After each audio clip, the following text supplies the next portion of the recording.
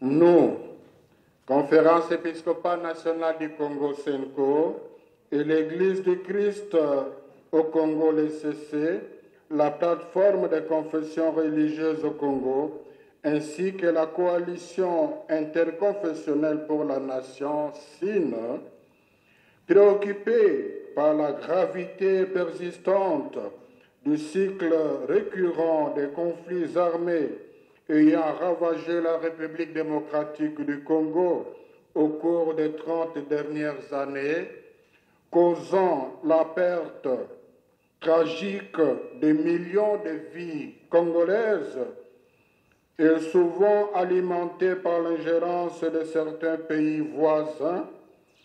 De fait, déplorons vivement la résurgence d'un nouveau conflit armé impliquant l'AFC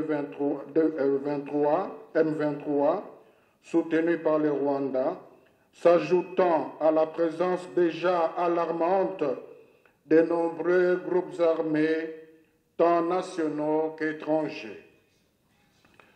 Reconnaissant l'ultime nécessité de réunir les filles et les fils du pays dans le cadre d'un dialogue national et inclusif en vue de trouver des solutions holistiques, pérennes et adaptées aux causes profondes qui alimentent ces conflits armés et menacent l'existence de notre nation, voire l'effectivité de l'état de droit démocratique en RD-Congo.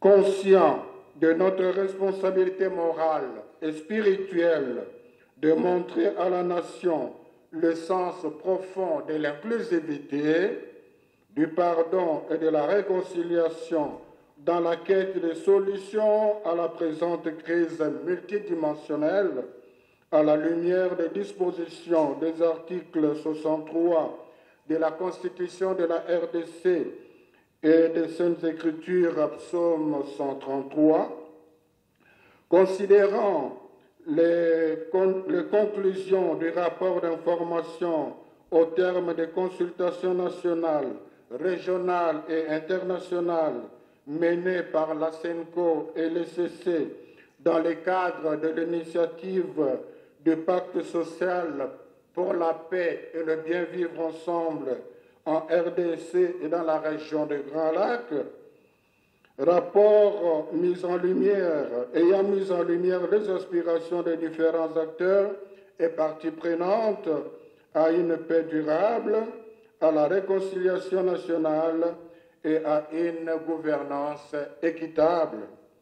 Attendu que la plateforme des confessions religieuses au Congo a proposé à la nation l'initiative pour la paix et la réconciliation en République démocratique du Congo et que la coalition interconfessionnelle pour la nation a lancé l'initiative nationale pour une concertation inclusive de paix pour la réconciliation et l'unité nationale durable en République démocratique du Congo, prenant en compte tous les efforts menés au niveau de l'Union africaine et au niveau international dans la résolution de la présente crise multiforme, notamment la résolution 2773 du Conseil de sécurité des Nations Unies du 21 février 2025, l'accord bilatéral signé à Washington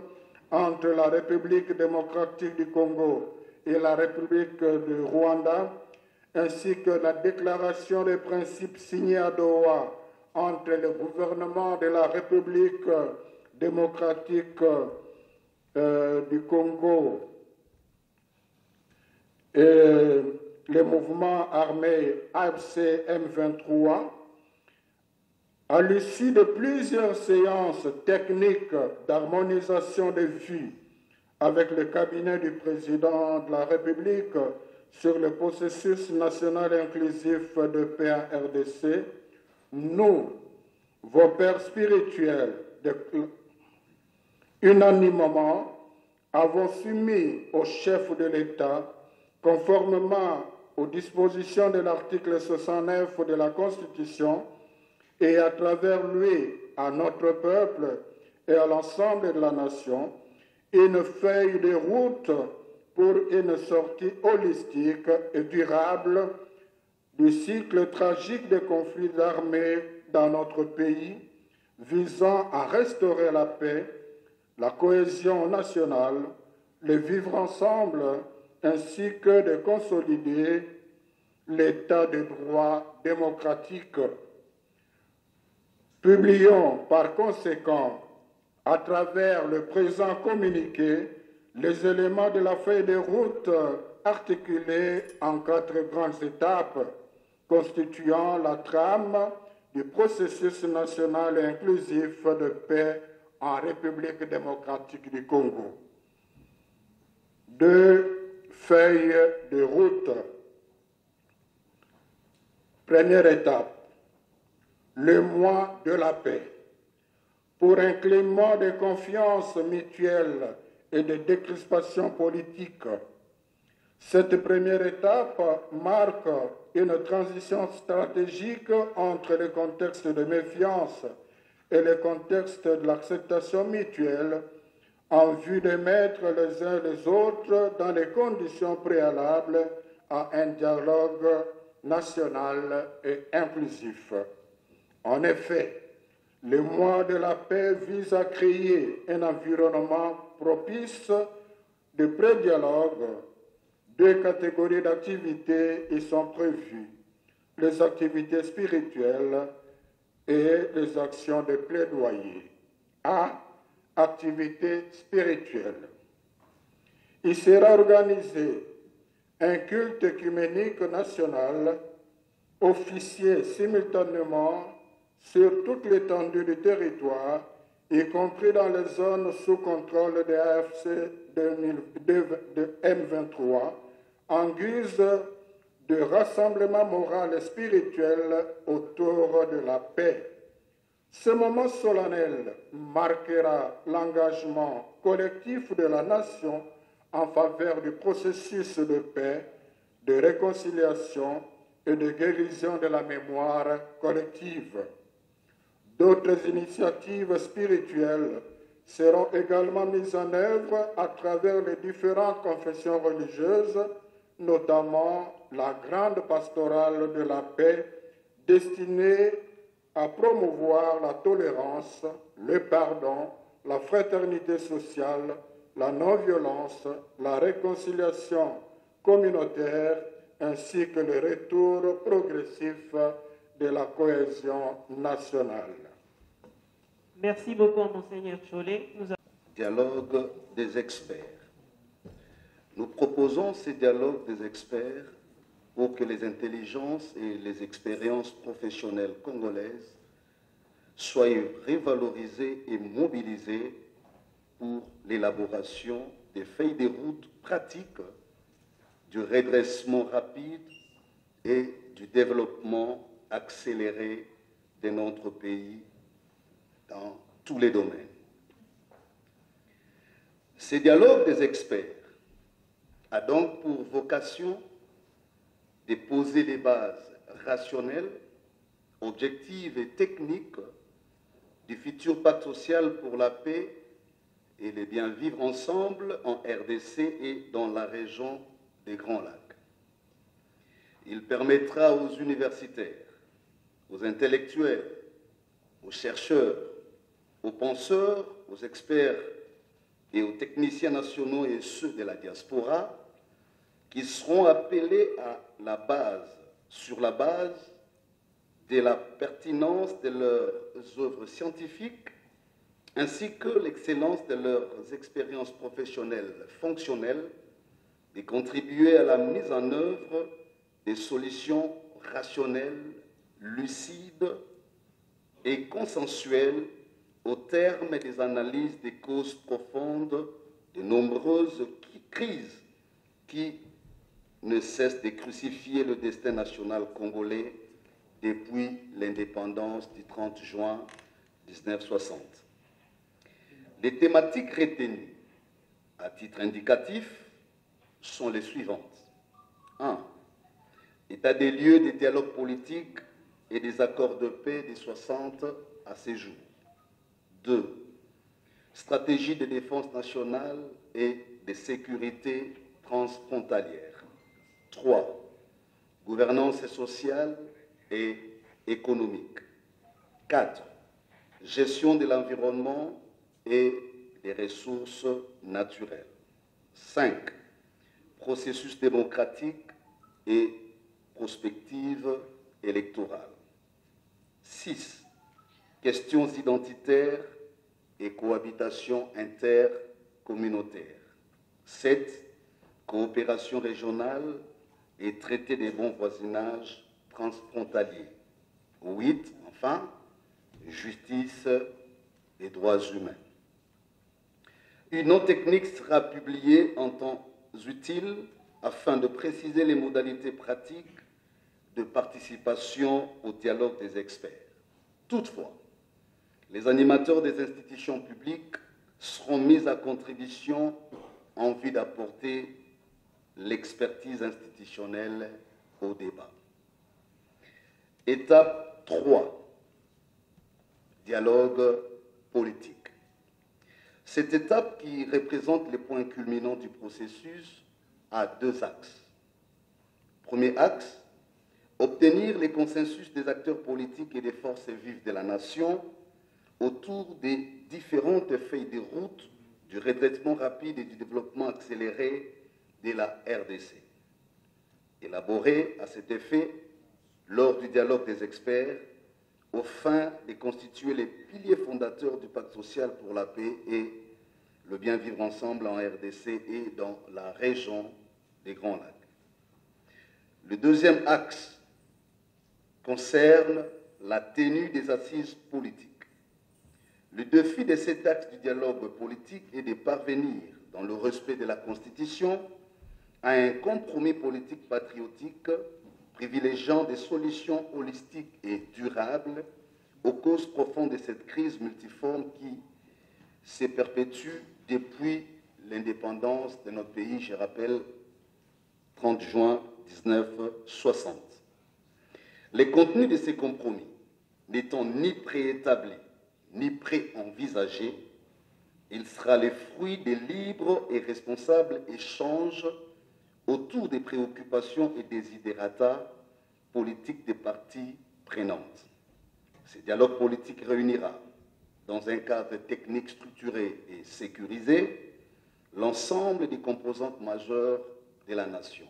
En l'occurrence, la majorité au pouvoir, l'opposition politique, l'opposition armée, la société civile, les autorités coutumières et traditionnelles, la diaspora congolaise, les personnalités indépendantes ou influentes issues du monde académique, culturel, intellectuel ou alors économique.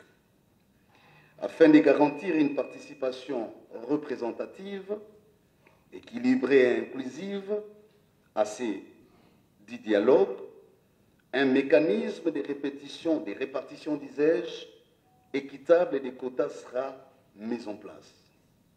Celui-ci tiendra compte de l'équilibre entre différents groupes.